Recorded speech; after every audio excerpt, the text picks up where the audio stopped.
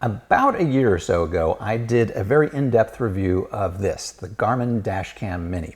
And much to my surprise, that review ended up getting over 436,000 views and hundreds of comments.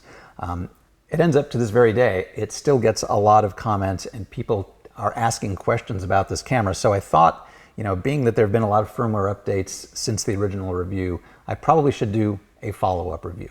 Now, if you haven't seen the original review I did of this, I will put a link to it somewhere around here. I recommend watching that first.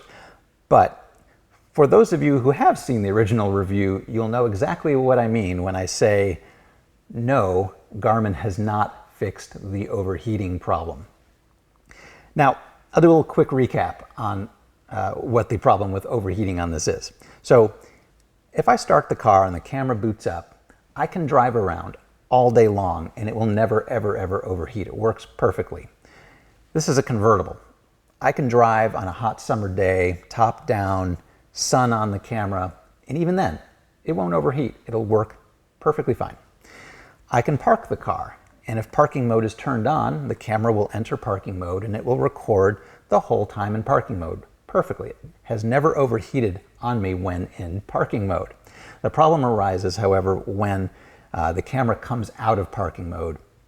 So say I go to lunch, I park the car, camera goes into parking mode, I come back 20 minutes later. At that point, the camera's still working, it's recording, motion detection and all that. If you touch the camera, it doesn't feel hot, it just feels normal temperature. But as soon as I start the car, the camera will switch from parking mode back to driving mode. And this is when the malfunction occurs, because what happens is, generally, within 30 seconds of starting the car back up, there will be a rapid temperature increase in this camera for unknown reasons. It will go from a normal temperature to a temperature that is so hot you literally cannot touch it without burning your fingertips. And when this happens, the camera will malfunction. And unlike most cameras, like the camera I'm recording on now, it overheats sometimes, but it overheats intelligently. It knows it's going to overheat, so it shuts itself off.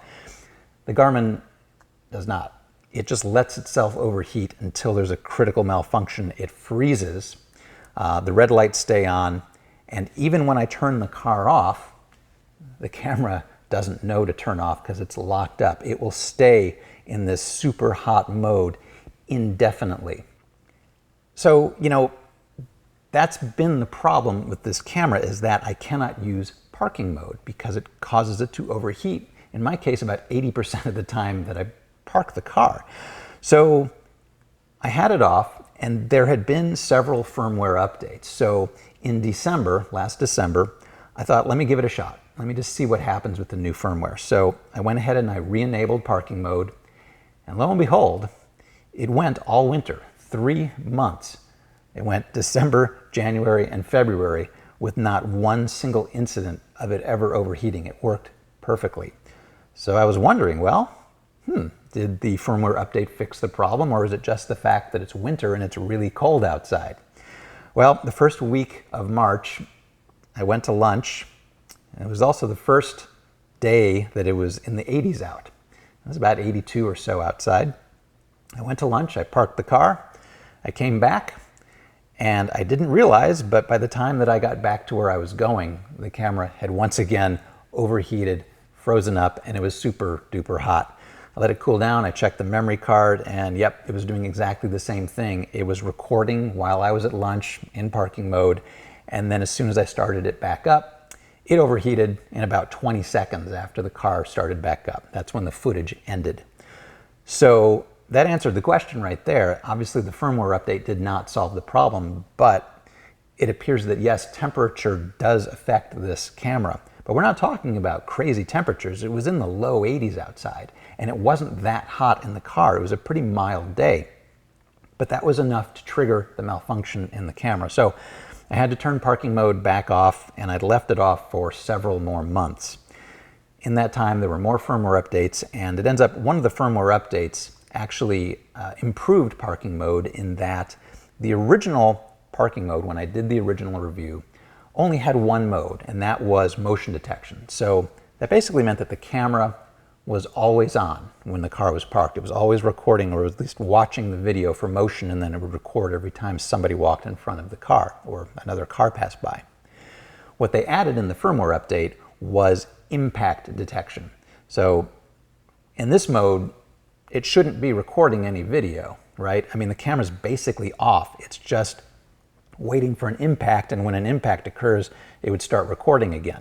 So I thought, well, this should generate a lot less internal heat in the camera, so maybe this will work. So I turned it on, impact mode only. Well, it overheated the very next day. So no, that did not solve the problem. It ends up that whether you're in motion detection mode or parking mode, it doesn't matter. It still overheats. The firmware is up to version 7.9 now.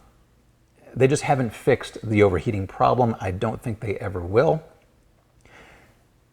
I'm sure that Garmin has seen this video, or at least knows about it, because there have been almost 500,000 views. And you'd think maybe by now somebody would have contacted me about this issue to try to figure out what's going on, but I haven't heard anything. So I don't know if they just don't care, if they're oblivious or what, but I'm still going to defend this camera after all that because of this. As long as parking mode is turned off, it works perfectly. It never ever malfunctions anymore. It never overheats. Nothing ever goes wrong as long as parking mode is off.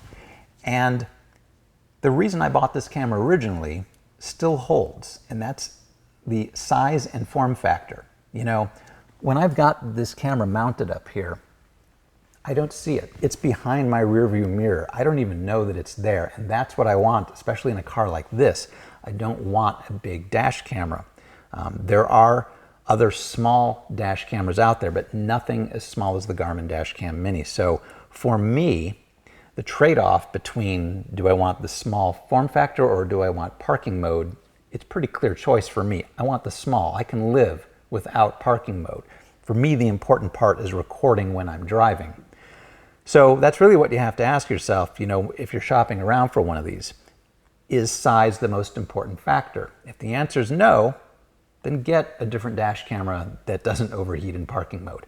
But if you want a dash camera that is essentially invisible, I mean really the smallest dash camera on the market that works perfectly as long as you don't have parking mode on, then I highly recommend this one still, you know, even today.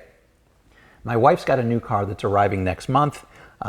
We plan on putting another Garmin Dash Cam Mini in her car as well. So that's how I feel about this thing. You know, unless somebody else comes out with another tiny little dash cam between now and then, this is the one we're going to do. So anyway, if you have any more questions or comments, please feel free to leave them below or leave them in the original review. I'll try my best to keep answering them as time goes on, but I really don't plan on testing parking mode anymore with this. I've just given up on it. So anyway, as usual, thanks for watching.